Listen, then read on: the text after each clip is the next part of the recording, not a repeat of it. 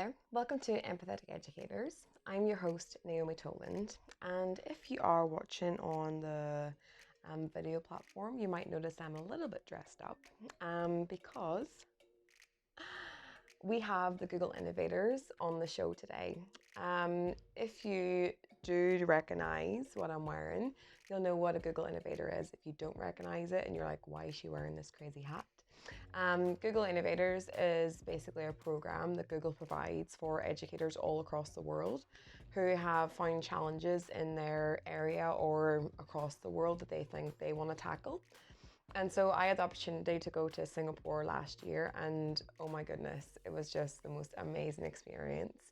And so yeah, I am, like I said in my last post, a nerd, and so I'm pretty proud to be wearing this outfit, especially the hat. So in this episode, I am so excited to share the top tip takeaways from it because it's the people who are on the ground. It's the grassroots people, the teachers from all across the world. And I think my common takeaway whenever I was editing, it was so good to be going back to those interviews and seeing all the amazing people who I interviewed. But my top tip takeaways was that everyone faces challenges. It doesn't matter if you're in administration or if you are the teacher or if you're the year head, the subject head. All of us face challenges in education. And if we work together and if we connect, then that's where the flow is going to happen.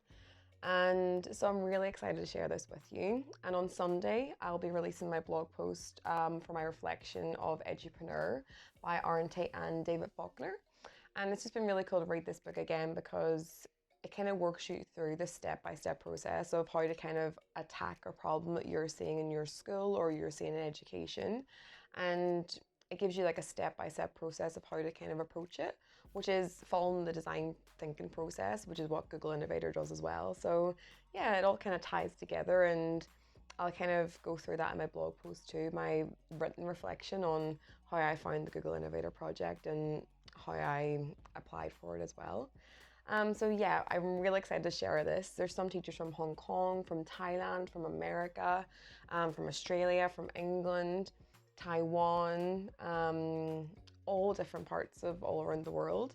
And the whole thing is connecting together and sharing our challenges, but also sharing our successes. So I want you to kind of be kind to me because I did record this last September and I have learned a lot about microphones and cameras since then. So there might be a little bit of, I don't know, a little bit of leeway needed for some of the parts. But I start off hearing from Stephanie, one of our innovators who is based in sunny California.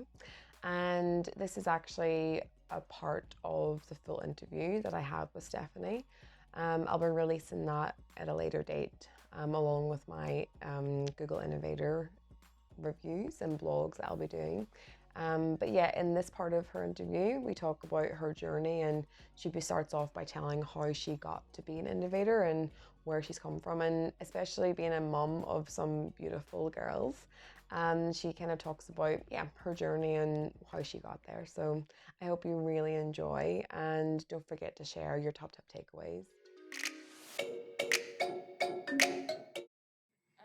After that, I had to hide my children in another room because I have three and say let mommy have 3 hours. Yeah. And then every so often my littlest one would come in and I'd hold her up and I'd say, I'm not cheating. I have my daughter here and I'm talking to them. And then after that, I decided, you know what, I'm going to go for trainer throughout. And so I used the year of my first year as a TOSA to build up all of my trainings and doing things so that my application was ready. Once I got certified as a trainer at the end of that year, I went to Stanford's Design-Based Thinking Conference. And my school is a part of a New Tech Network school. I don't know, they're all over the world, but it's all about project-based thinking. It connects with Stanford's Design-Based Thinking and IDEO and all of those. That's where it was founded. So we thought the next level would be our program is called, our pathway is called LEAD, Learn, Explore, Act, Design for design-based thinking. So we thought, okay, if we're going to call it design, we need to go to a design thinking conference. So we went to that. At the end of it, we were all asked to have our own personal how might we questions for our own educational journey. So at the end of that conference, I developed a how might we, and then I said, okay, I have a question.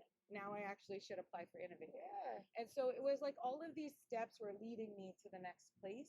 It wasn't ever a thing in my mind that I thought, this is my ultimate goal, but I kept finding that things were coming in my way that, or were being presented to me that led me on that journey. And I think that's a really great thing to like share with teachers, and because it doesn't just happen to like get that, and I think that thing about being open and just seeing like where you're at. It's not about comparing yourself to other teachers and being like, oh, I can't do that, or like that's not me, or that's. It's actually being like, what is you? Where do you stand? And how did, and like you said, what is your focus? Like where do you fit in this? Rather than trying to make yourself fit into their idea, because that's not what they're looking for. Is it's looking to see like, where are you? And I think that's the biggest thing that I've really seen is like the growth part of just even myself. Like there is days where I'm like, why am I doing this? What am I doing? I think that's what I wouldn't want people to see is there doesn't like a different way of thinking. It's actually just like you do go through the struggles, you do go through it, but I think it's more optimistic for me to think that there is a way to solve it. That's the thing that gets me out of those days, to be like, oh my god, that was an awful day. I did feel this. There was parents attacking me. I had all this. Like, what can I do about that? And that gets me out of that downward spiral. It makes me think about going back up again. And that's the biggest thing that I would like teachers to take away from this, is the fact that this is a helpful tool. This experience is actually igniting things in me that get me excited for, because we can't change those downs. Like whenever you're working so closely with people, you are going to feel their feels. You are going to experience them going through like tough times and the good times. But this type of experience makes you motivated to keep going with that journey. I think that's Agreed. And I loved when you talked about being open to the struggle through it and not always knowing. I think it's important to feel okay with not knowing an answer. But at the heart of it, I think what I've noticed that we're all in common about is that we are people who want to problem solve. And so even though you can't be solution focused, you are people who want to do something about it, as opposed to just sitting back and being upset with the situation. It's like, no, what is the system that's making it this way, and how can I fix that system? Or what is a small thing that a teacher could do that would help impact big change? So I just think it's opened me up to go being more willing to share. I think I was always someone that I was in my own small circle, and this experience has widened that circle. I had never, 2 years ago, I wasn't ever even tweeting about things or posting things outside of my own community. And now I think it's given me a global perspective that I'm so appreciative of, and that connection. And that's what Steven said yesterday in his little thing. He said that we think that sharing's a bad thing, as in like, look at me, look at what I'm doing, I'm fantastic. But actually, it's not about that. It's about actually how can we connect? I'm going through this, I'm experiencing this, and it makes you feel like you're not alone. Like my first year teaching was honestly one of the worst. Like it was one of the most like, I went so down and like lost myself in like that first year, because I just felt so not. I had to be perfect. I had to get all right. I'm like, why am I not getting it right? What's happening with me? Why am I not doing it? But by realizing other people are walking in those shoes as well, but they're looking like they're not, because they're probably feeling that they don't want to show that they're vulnerable as well. That's like the biggest benefit to share, I feel, is actually realizing that you can do it. Like there's other people who are doing it and they want to help you as well. Like that's it is. It's cool. It's really like what we do have to go back to our little our sessions. Really like really. I talk about top tip takeaways. I think it relates to what was your one good thing. One good thing. Yeah, so mine's like top tip takeaways, because I want people to just have like a little takeaway that they have from the session. And I do actually have some what would be some of the do some of these pineapple ones. So they'll have like open these up and get some of those pineapple ones from back home. Because I like to always say that like if you're giving us takeaways, then obviously I like to have I love that. some takeaways for you. So yeah, you can have one after, but after, because they're quite chewy, so I don't want you to Good have call. to. But is there any takeaways you think maybe just even educators, innovators, like what would you say is a big thing for you? I think that some of the biggest words that came out of what we were saying were vulnerability, when you talked about being open, changing of mindset and culture, and that all of those things, it isn't something that says, here's what you teach. It isn't about the content. but it is about a shift in mindset. And once that has shifted, then we are open to all of these possibilities. And I think that this last 2 years of my life has been a shift in me. I always felt like I was an open person, but it has widened the scope of what I would define as open. And and I'm willing to be vulnerable. I'm willing to put something out there that's not fully polished to get feedback about it in the world of Twitter, like to just put it out there. And I think that has helped me to be a better person in my own life, not just a better educator. That's a lovely synthesis of what we just talked about. Okay. Hashtag what cool thing. Yeah, so thank you. Okay, so this is like a sweet treat. Yeah. Oh, very chewy. Yeah. I was like, I'm excited for your drugs up there. Oh, I love it. Thank you.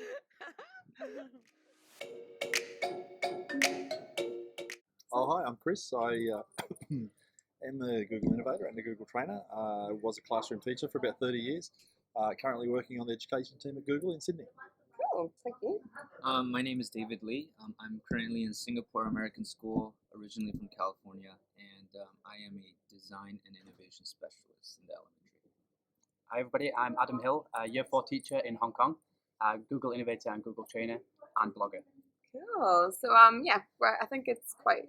What's really struck me is all of us are kind of on the same journey of disrupting and trying to like change people's mindsets, but also help people to like find their voice as well. Mhm. And that's a big part of me with empathetic educators is the more we can understand, the more we're not going to judge other people.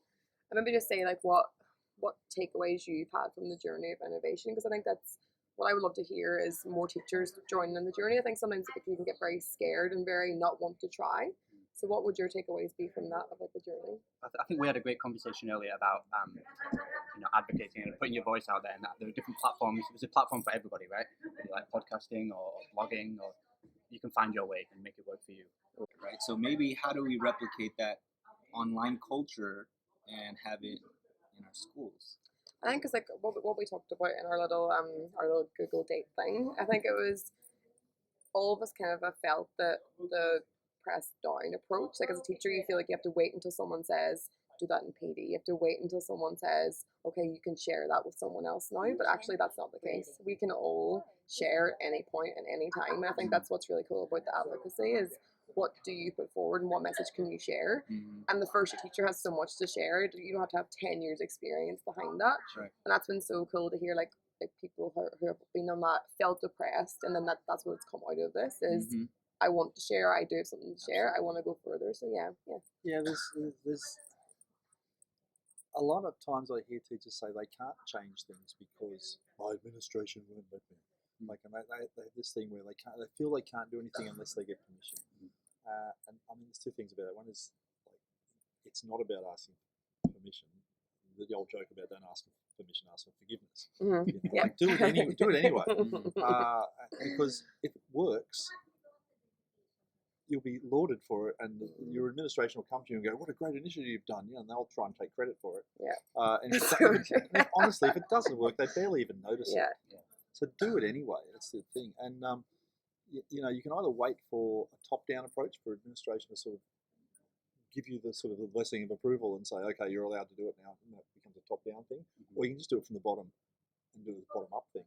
And someone once told me if you ever want to burn down a house, you don't light the fire in the attic, you light it in the basement because it's going to burn the house down faster. And it's the same thing. If you want to do something that really has effective change quickly, you start at the bottom. Right. That's where you burn the house down.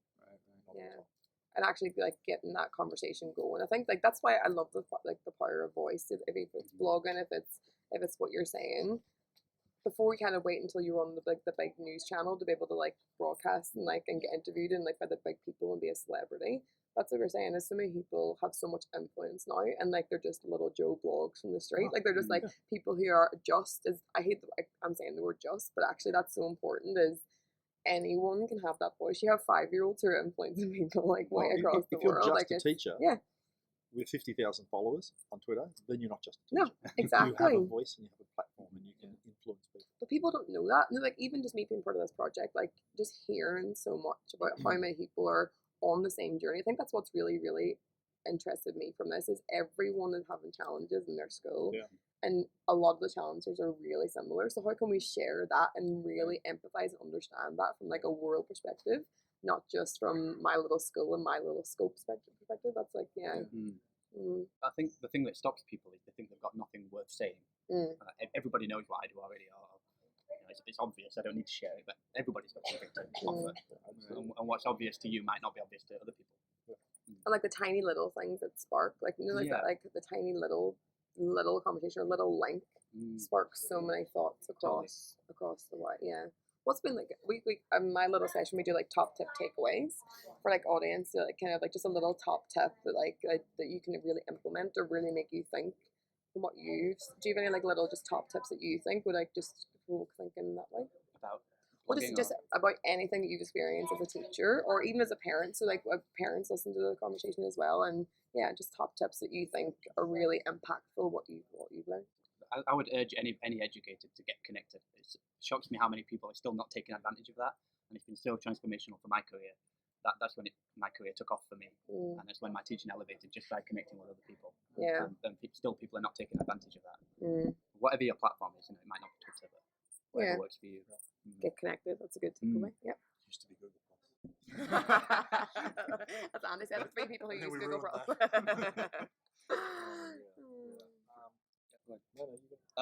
Yeah, what Heather was talking about storytelling is extremely important for me. Like to really convince someone to do something that you feel like is best for the students, you have to create that story. And all schools go through this process of adding initiatives every year and stuff like that. But our team, we created a story where we put all of those initiatives in a story where it made sense and through the perspective of the students. And I think using emotions, using that can really convince people. Yeah, everyone has a story. Yeah. And that links to being connected. So like, having that. Yeah. Look, I guess my number one tip would be what I basically said before, which was like just do it. Like just don't wait for permission to do things. If you believe you're doing things for the right reason, and the right reason is the students, it's not to tick a box, it's not to keep your administration happy, it's not to keep the state standards, whatever. Like it's if you think what you're doing makes a difference to that kid, to those students, then do it. And if you have to, do it in a way that lets you tick the box or lets you keep the administrator happy or whatever. That's fine. If you need to do that, do that. Don't lose sight of the fact that your real customer is the students. And true to yourself. The other thing is definitely not about, and I hear this a lot, unfortunately, it's definitely not about showing off. Blogging is not me showing off what I'm doing. No. It's just reflection and learning and helping other people. It's definitely not showing off. So don't think of it like that. But I hear that occasionally. When I was blogging a lot, it was my place to think. Exactly. Yeah. I'd write what I wanted to write about because I had to learn from hearing my own voice talk out loud, basically. Yeah. That's exactly what we were talking about yesterday. Is the more that I've been doing this, it's making me think about what I can do in my teaching, and I'm hoping that it spreads a message to other people, to provoke other people to think. But really, it's about what you can do for yourself. Nobody benefits from my blog more than I do. Yeah, totally. Same with me.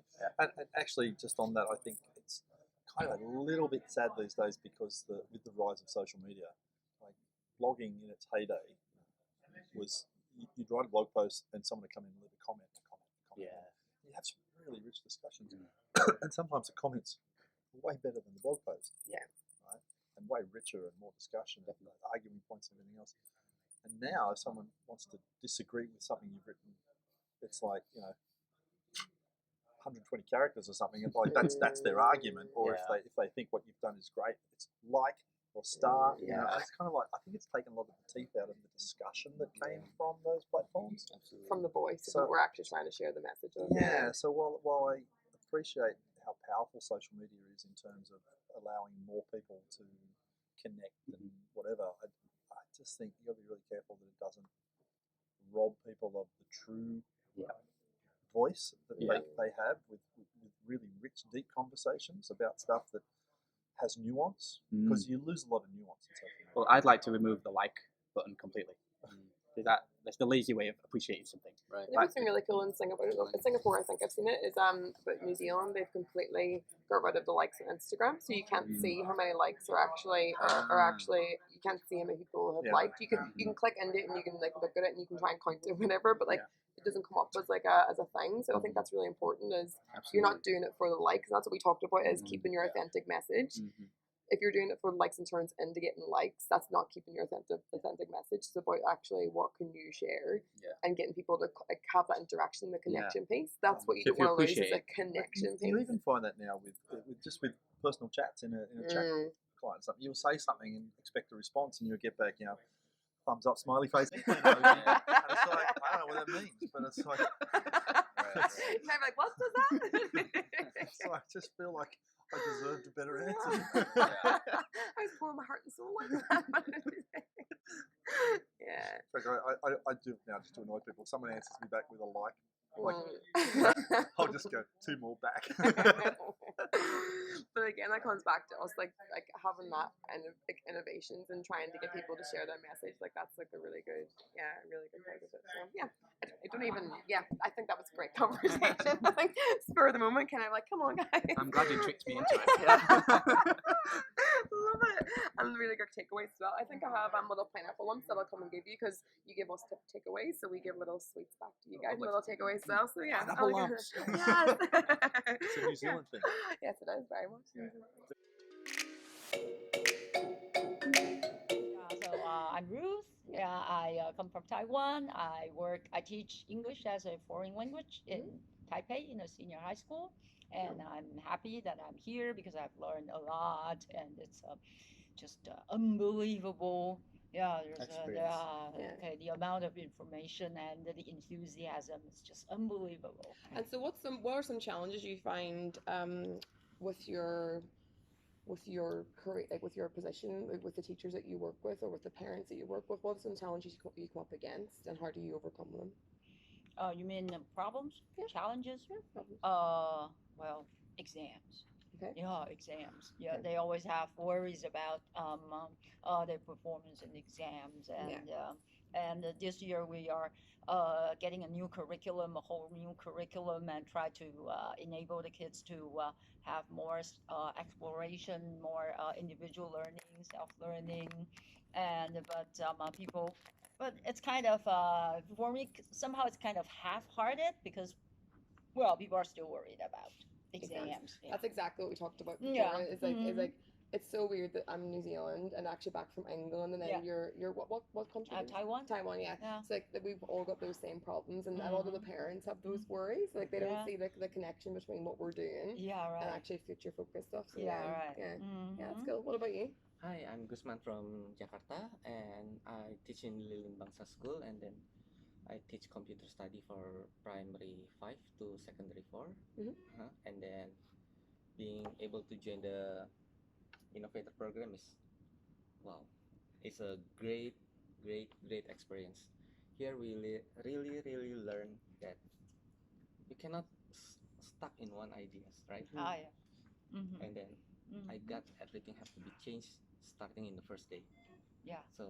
Yeah, and that's such an inspiration for teachers. Like whenever I talked to the other people in the last session, the other innovators, and they were saying that that's been their biggest struggle with teachers is sometimes they try and stick with the one thing, and then that's quite tricky for teachers to think the way we're talking about, think about new ideas and move forward. And that's what I'm hoping from this session and from other sessions is actually teachers can see just like people like us, just teachers who are regular teachers doing those things, and that's like hopefully inspiring those guys too. We need changes. We need Yeah, I find the process really inspiring. Yeah, sometimes. Yeah, and I find it's really important to take feedback. This time I have a completely different concept of feedback. Sometimes I get the same feedback on the first day and on the second day. On the first day I thought it was but on the second day I start thinking about it, and I thought maybe I can do some changes. Yeah. As well as usually we got the what we think is right is not always right because we do not know what the other thinks. Yeah, right. Yeah, so cool. Yeah, we have a really short space of time, so I'm going to get in contact as well. So this is kind of almost like a little, I'm going to put it all together so that it's all the innovators, what they've taught, so we can learn from each other. And then I would like to get in contact then to maybe have like further sessions on Zoom so we can like go in deeper with what we're actually saying too. So yeah, thank you so much for being part of that. All right, thank you. Okay, I'm Rebecca Clark. I teach high school English Humanities at Singapore American School. Yeah.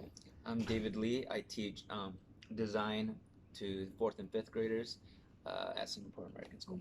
I went to Sydney, I think it was 2013, and I'm really introverted. Like I'm on stage all day as a teacher, but you don't have to be this like Twitter guru and social marketer. That's not who I am. So I always feel like the connection is with the humans, right? So when you have that digital connection, though, the quieter people can all kind of network together more quietly. I'm just not a poster. I'm a lurker on social media. But you learn from that as well. And you're like being connected, you don't have to be the person that's like all singing, all dancing. Actually, you learn from just like having a little chat and like so those smaller conversations when people are intimidated by it, it's often it's okay because you can just build a network with other people and get what you need and give what you need on a smaller scale. Yeah, that's really really good point. Yeah, the Innovator Academy allowed me to kind of focus in on a project, and that was really cool, going through that whole design thinking process.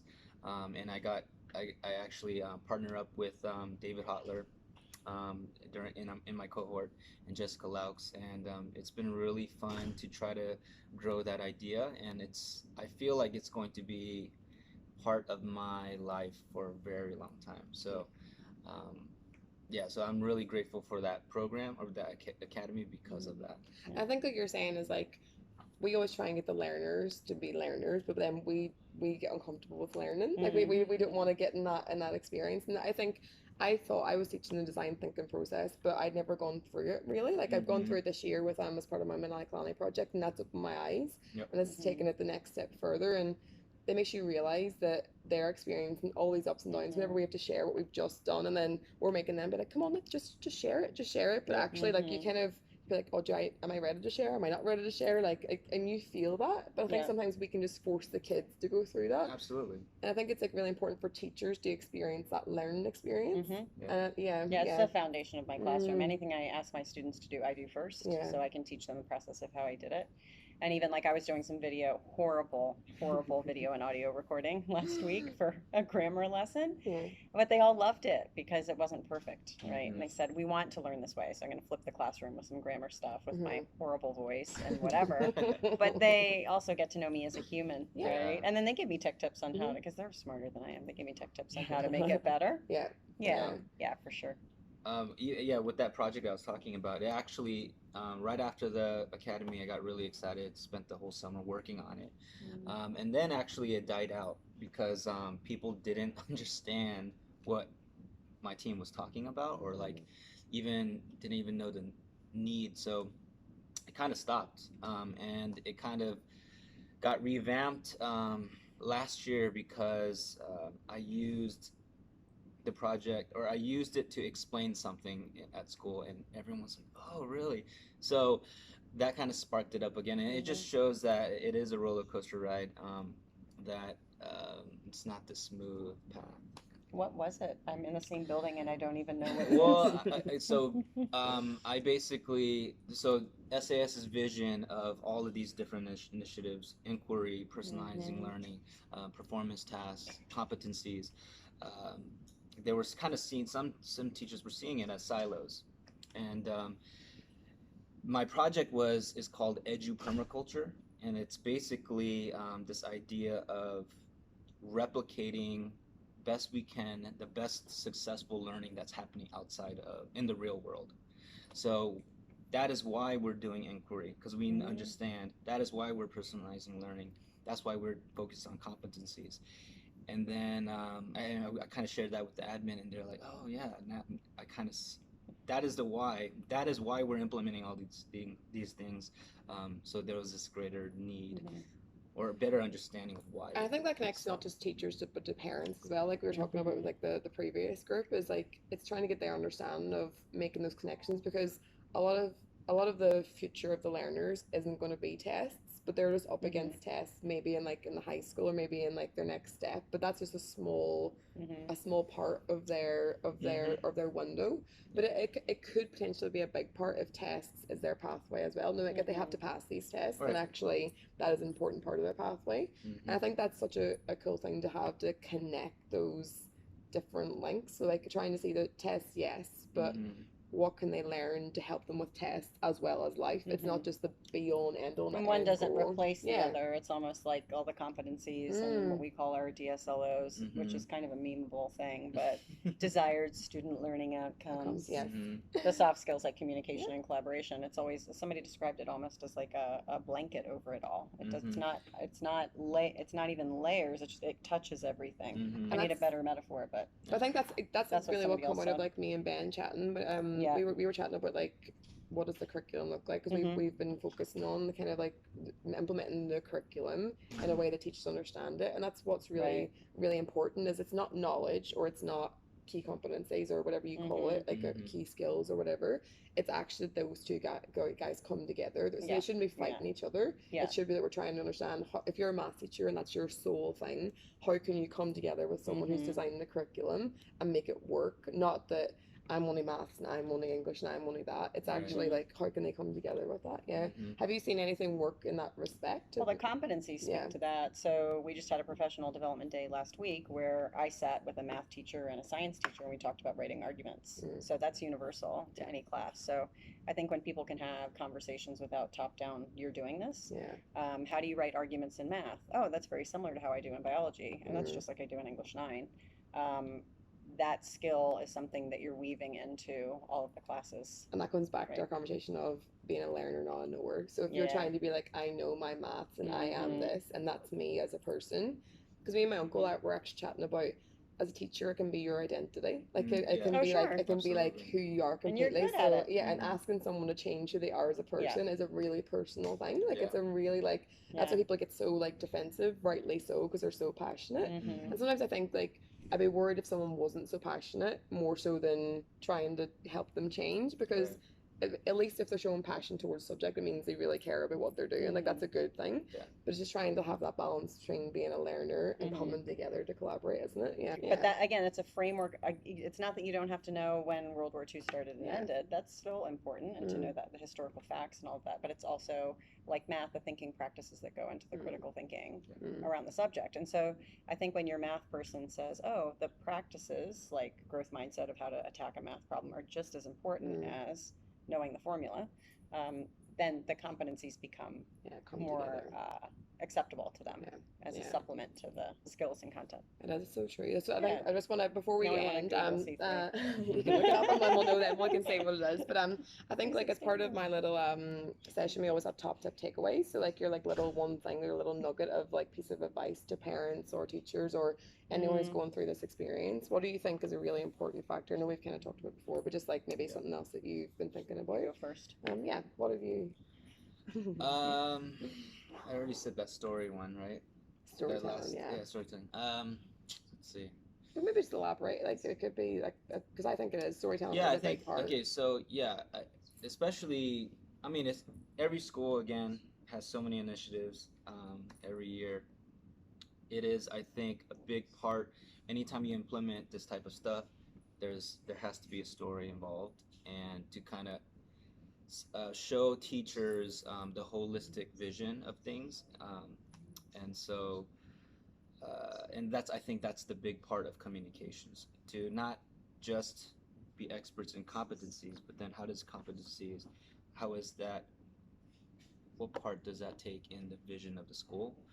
And to show that story is extremely important. And the why behind it. So like it gives teachers a why towards what they're doing. Yes, you're bringing in all this new things towards me. Why am I doing that? Like it's getting them on board as well. Yeah. For sure. Cool. And building on the story idea, if I had parents come in to back to school night like we just had a week ago, I said, do you want me to tell you every curricular standard that I'm teaching, or do you want to get to know me as a person and how your kids will learn? And the hands were up just saying, we can look at your syllabus, right? So then you have the really old school parents who really want to make sure that the kids are learning what they learned, these classic texts and whatever, and that's fine.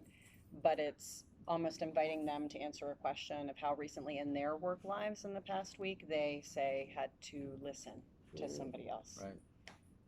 And then telling their own stories so they can connect those important skills, the soft skills that the kids need as well.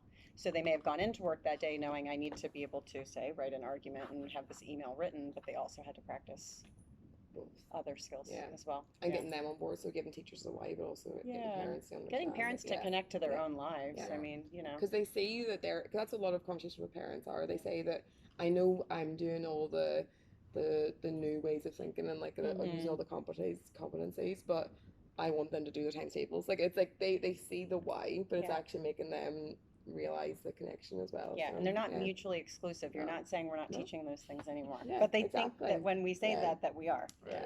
Because it doesn't look like desks in a row, chairs in a row, and like that's not what it looks like anymore. So they just like that connection piece, and it's so important though, because parents aren't coming from a place of criticizing; they're coming from a place of how is my child going to survive in the future, and that's like that trying to get them on board in a partnership rather than a fight like that. That's like we're really all trying to seek understanding. It just looks different with different ways of presenting that insecurity, but we just want to understand. And that empathy piece to come back, like that's the whole part. The more we can share these type of stories that we're all on the same page is like so important too. So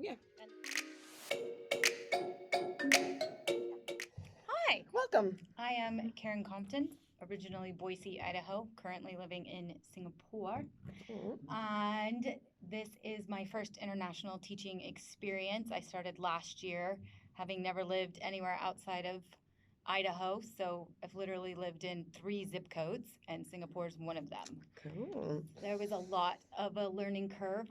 Really, my biggest takeaway from the Innovator experience is still just connecting with other international teachers, learning about this new career path that I'm on, and really feeling more at home in it, even because of it being a like mindset of people that I worked with back at home. So it's almost like meeting new people, but feeling like they're old friends because of similar interests and similar perspectives. I think that's why I included one of the questions of like, what similar journeys have you had? Like anyone I've connected with, it's crazy the fact that like even no matter what country it is in, it might not be the exact same challenge, but actually like the journey has been so similar from where you've come to, what's prompted you to do it.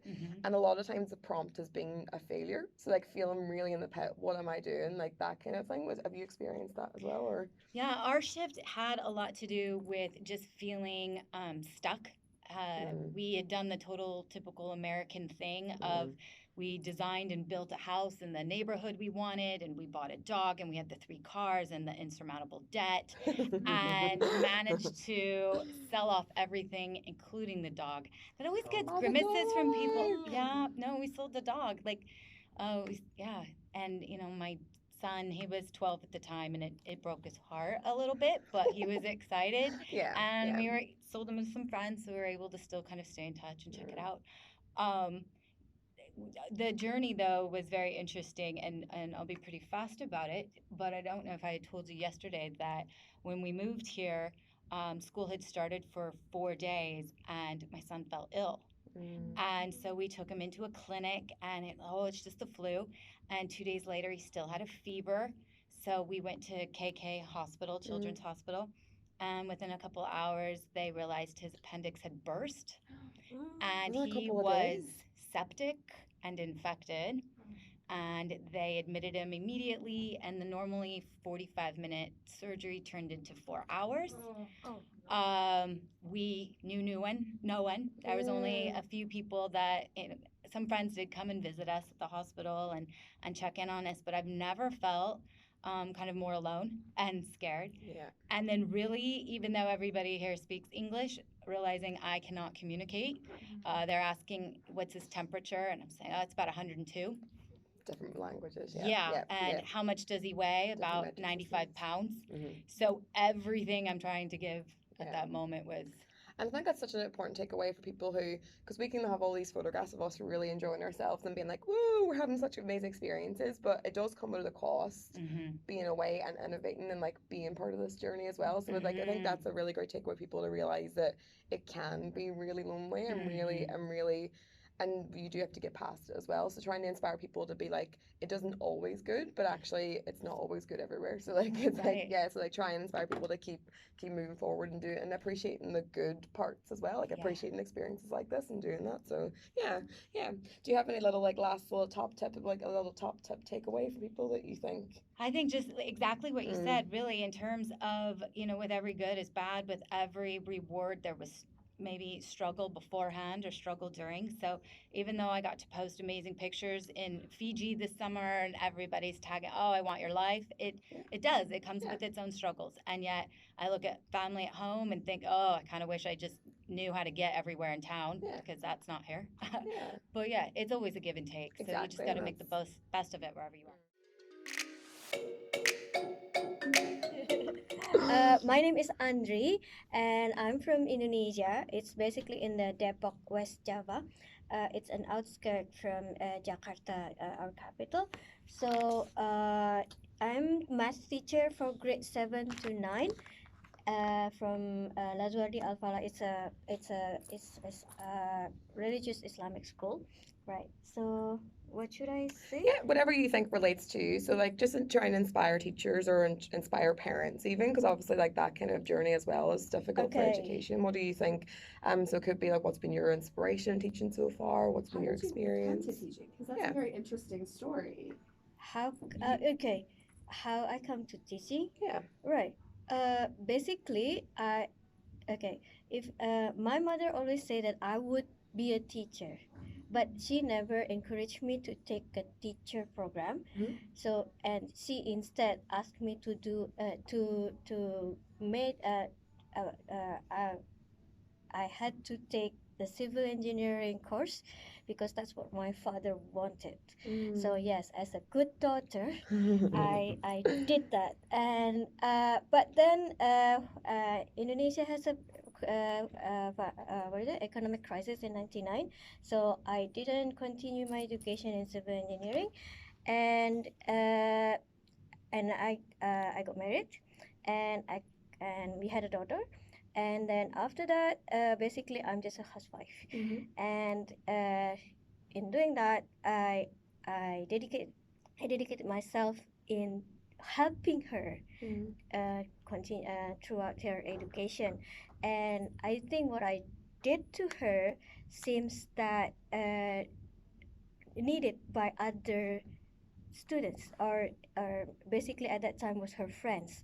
So okay, and then she said, Mom, why don't you help my friends? And then okay, so make them come to our house, and then I will help them.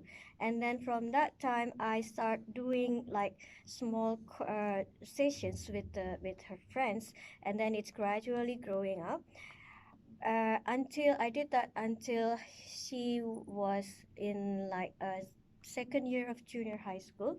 And then at that time, it's actually her school where I'm teaching now need a math teacher.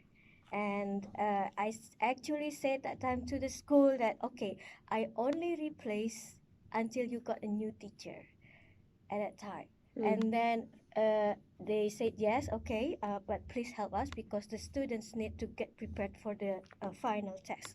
Okay, and then it seems they don't look for another teacher, so I stuck.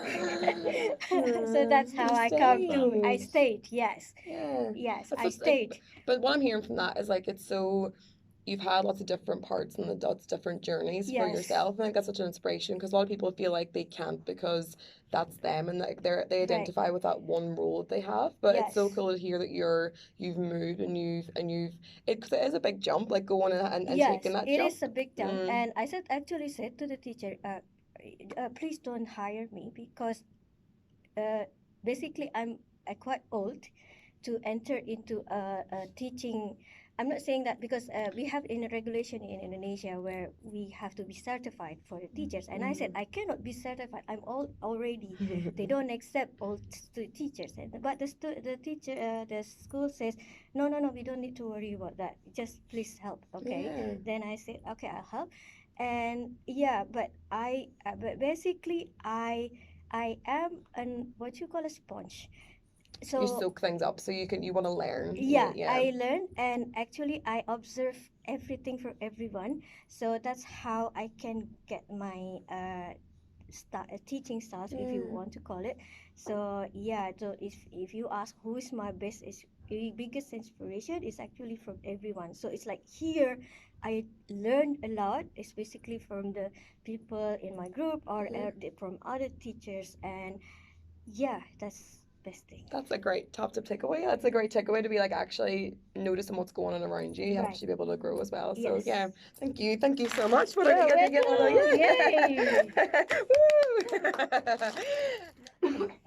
am Jung Kim. You can call me JJ. I'm from South Korea, and I'm not a former or normal teacher because I am a director of NPO. It's called WIDE. The name is World Institute for Digital Education. But before that, we made a company called Canvas, which is helping refugee people, mostly Syrian, in Turkey. In Turkey? Yeah, in Turkey. Oh, okay. Yeah. So that's your company, actually. Yeah. There are 25,000 refugees in Turkey. There are more in other like Jordan. But anyway, we decided to help people in Turkey. So we decide to the method is we are doing is that we're giving them jobs. They do we give them pictures, and they remove the background so that it can be used from other company. So companies give us jobs, and we send it to refugees, and they remove backgrounds, and they give back to us, and then we pay for the refugee workers. So we made the system, and our CEO, Mr. John Young-soo, he has tried very much for last 3 years. So our goal is to let them have more than $400 per month, but still it's not enough. We can give them only $100 per month for now. So we are supporting around 34 refugees now. So it's all digital. So like the job comes in, and then the job gets done by them, but then it's sent back only out by again. digital, because we do not want to touch local industry. When they do that, I mean, the refugees work in their local area, then Turkish people think that they are stealing our jobs, even though they don't do that. So like they are garbage cleaner, or they do work in very hard job in factories. But even though they do not do their jobs, but still they think the refugees are stealing their jobs. So we found one solution that does not touching local industry. I think that's such a good takeaway for like people. It's understanding piece. Like that's exactly what the empathy part is. Like they don't understand what you're trying to help people who don't have any other options, and it's they're local people. You're saying they don't want to steal the jobs, but actually that's a really big part of it is trying to integrate them into the local area as well. Yes, we are still finding a business model and to give them more money and constantly. It's because if there is no work, then they have to go to factory or 1 day work. So it's very hard for them. Almost they are physical work. Oh, yeah. Cool. Hello there. Okay, so so just introduce yourself. Let us know a bit about you, and then maybe just one of the takeaways you think you would like to do. My name is Citi de Klerk. I'm originally from Belgium. Haven't lived there in 13 years though. So I've been living and working in Thailand at an international school there, and I am loving it. So yeah, that's sort of my background. Yeah. And what have you been doing with education? In education, I've always been sort of interested in many different fields. I originally started from a special needs background. So that's where I started my journey into education. Then that led to early childhood development, and then from there into primary education. Hobbies were always sort of tech and ed tech, so then that led to doing more tech integration, and then that tech integration led to media lessons, and now I'm in a makerspace, so I'm a bit all over the place. Kind of similar to previous conversations, is like jobs and jobs and jobs, not having the one role, but going round and round. Yeah, I think, and that's also probably one of the biggest takeaways from here is sort of that you don't have to sort of get stuck in that one role.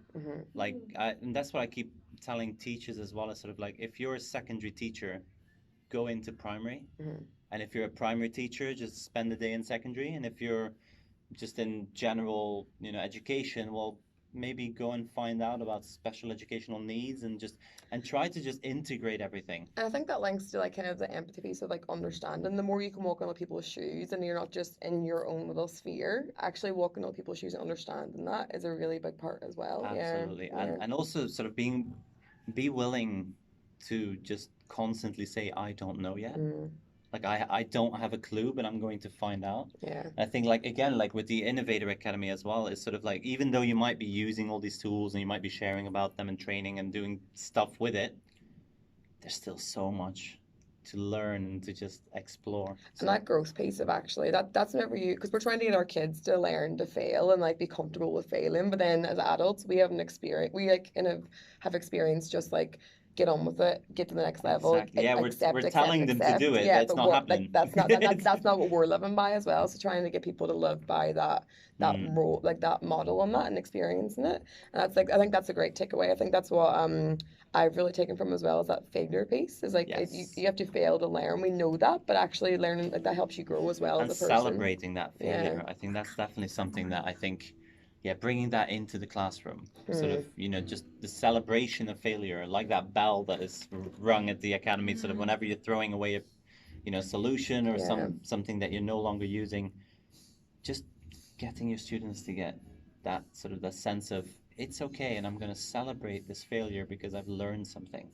And actually making it like work, because I think the takeaway I felt is like it's okay to be like that. Like it's okay to go through it. Like we're talking about before is we might post all these amazing, happy, amazing posts, but actually real life isn't like that all the time, and it's okay to fail, and it's okay. And I think showing that is a really big part of it. Like, because we kind of hide that. We hide that part of the journey. We hide that and make it like, oh, I don't do that. But actually showing that case, showing that is a really big part of it. Yeah, I mean, it's the social media generation, isn't it? It's sort of, you show the best version of yourself that you want to show everyone, or you hide the stuff you're not too proud of. But I think sort of sharing that unedited version, that's very powerful. A great little message at the very end. So a little takeaway part. Yeah, you're very welcome. Thank you. Wow, I had a lot of top takeaways from all those different interviews, and I think the cool thing is it just shows the wide spectrum of challenges that we face as educators. But if we do connect and if we do problem solve together, then that's where the magic happens. And I think that's what I really truly felt joining #SEA19 from Singapore, was joining that team of people, knowing that there is challenges all across the world, that if we can face it together, then that really feels powerful. Especially as educators, like we talked about in the last post with Richard Gerver, it can feel very isolating as a teacher sometimes. So like Adam said, making the most of making those connections online is really, really important. And I think one of my biggest takeaways from Stephanie is what small change or what small thing can teacher add to make a big impact on their school, on their class, or even in the wider world. What small thing can we do to make a difference? And I think that goes back to our attitude of our choices have an impact. So what impact are you going to have? Whether you're a parent, whether you're a student, whether you're a teacher, whether you are a human being, what impact are we going to have? And that coming together piece is really important. So yeah, great tops of takeaways, and thank you so much. I've put most names in for the Twitter accounts that I have, And if I didn't put your Twitter account in, then just let me know and I will add it into the bio below. But yeah, get connecting, and I'm really excited to hear what your top takeaways are from this session. So you can get in contact with me as always at Naomi_Toland on Twitter or at naomi.m.t on Instagram. And I'll put the link into my app again, so you guys can download the app, which has all our links on there, and it'll have the update for this episode as well as the blog post that's coming out on Sunday. And yeah, just practical ideas for how you can make changes in your classroom. So I'll be writing that reflection of my experience as a Google Innovator so far and talking about the challenges and the journey. So yeah, comment below about what your top takeaways are, and I'm excited to get connected. Enjoy.